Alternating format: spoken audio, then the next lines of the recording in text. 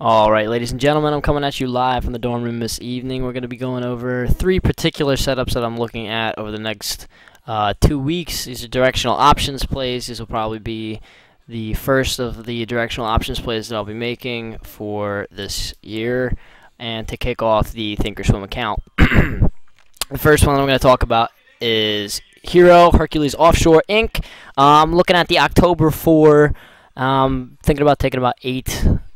The main reason why I'm looking at this primarily is it's going to be a filler kill. Anything at 350 or higher in between where it closed at today, I think we could base at around 350 at this particular lateral trend line, and we have an upside to about 424, 450.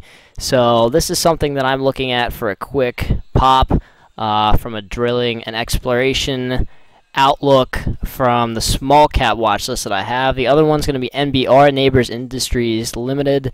This has considerable upside in comparison to where it's at support-wise. As you can see, there was a multi-base support building late last year. This is kind of the area where I'm looking at it to recover yet again. We did have that large fall off. Last year, it just stayed low until this particular drilling and exploration company had a huge run, doubled its stock in the matter of a couple of months, all the way to 32.47 high, as you can see on this chart here. Main area for resistance is going to be 20, but we also have another area of particular resistance with regard to the 100 and the 200-day simple moving average. If we can break the 50-day simple moving or exponential moving average, excuse me. As you can see, we're kind of trading on light volume here, so I'm looking at if this particular rebound today, with RBOB holding above 275 and with WTI holding above, I guess the level that I was looking at was 83 that I tweeted a couple of times.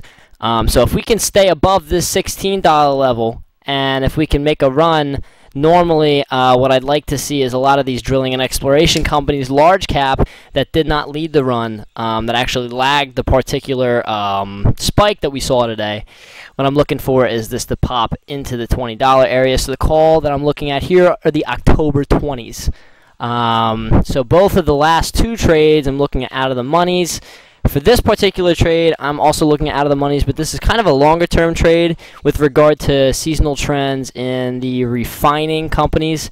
As you can see, normally the refining companies get slammed a little bit during the summer, and then we start to see a spike as we see some seasonal trends with gasoline.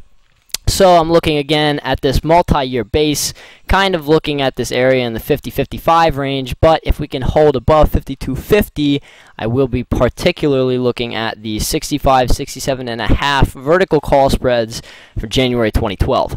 I'm looking at this particular area primarily because I don't care about short-term tactics in price action. I'm clearly looking at a long-term run into this gap area here.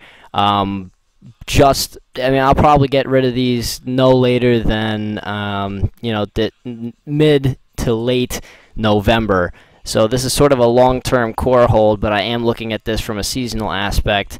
And we also have had some considerably good volume even with all the gaps that we've seen. One thing I do want to point out, however, is the fact that oil service holders is the #1 thing to watch short term to see whether or not these drilling and exploration companies and these refining companies actually get a break and move higher. We do have an inverted head and shoulders on the 4-hour chart or the 240-minute, and normally you'll see servicers go first in any kind of rally or any kind of decline. We had great volume today.